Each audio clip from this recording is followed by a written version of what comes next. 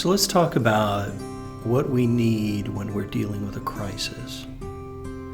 So for those of us who care for others, whether we care for them professionally as healthcare workers or social workers, clergy, nurses, and many other professions that work directly with people who are struggling, it's very easy for us to put our needs second or to forget them entirely. And when we do that, it can lead to burnout and all of the destinations of burnout. And those can be anxiety and depression. They can be addictions and relationship issues. They can be problems with our physical health and problems with our work and our inability to do our jobs effectively or to care for those that we want to care for. So how do we deal with that? And what I want to do is give us all a place to start with 3 simple goals.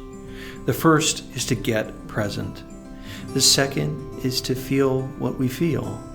And the third is to connect. So let me start with getting present. So we tend to live our lives in the past. We tend to, and particularly if we've had experiences that have been traumatic in our lives, we, to one degree or another, may well still be dealing with those. We've never left the state of crisis that has come upon us with those traumatic events. We also tend to live in the future, right? So we tend to live in our inboxes and our to-do lists and maybe in worrying about future stressors, future crises that may come upon us without being really productive. So our first task is always to allow ourselves to be here right now. It's deceptively simple. What you want to do is just notice where your body is supported. For me right now, I'm supported in a chair, so I notice the way the floor feels beneath my feet, and I notice the way the back of the chair rests against my lower back, my spine. Just notice those sensations. And then allow yourself to notice 3 things that you see in your environment. So I'm talking to a camera, so I see a camera and I see a microphone and I see lights on either side. That simple act of just noticing where I am right now brings me to the present. Once I'm here, or once I've begun to bring my attention here to this place, I can begin to feel what I'm actually feeling. And we might be surprised by what we find. We might find that we're hungry or thirsty and hadn't been paying attention to that. We might discover some tension or pain in our bodies that we've been ignoring. And we want to allow our bodies to speak to us.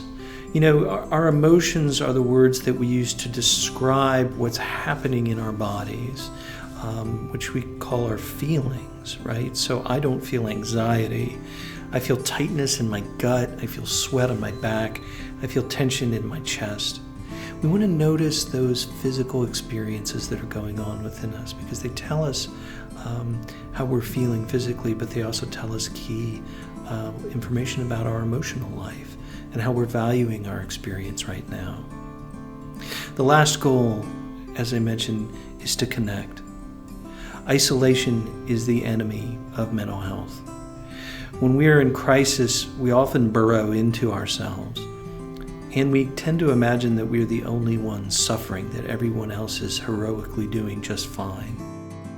What you can do is to take small moments to check in with friends and colleagues. Ask how they're doing and listen to what they tell you. Listen for how they are, what the content is, right? So what is going on in their lives and also how they feel about it, which they may not speak. You might have to notice it in how they speak. And then ask them if they can let you check in with them too. And tell them about what's actually happening. These 3 steps, right? Getting present, feeling what you feel, and connecting don't have to take long. And they're effective even if you just take a minute every so often to go through them. please remember that you're a human being. You have needs too.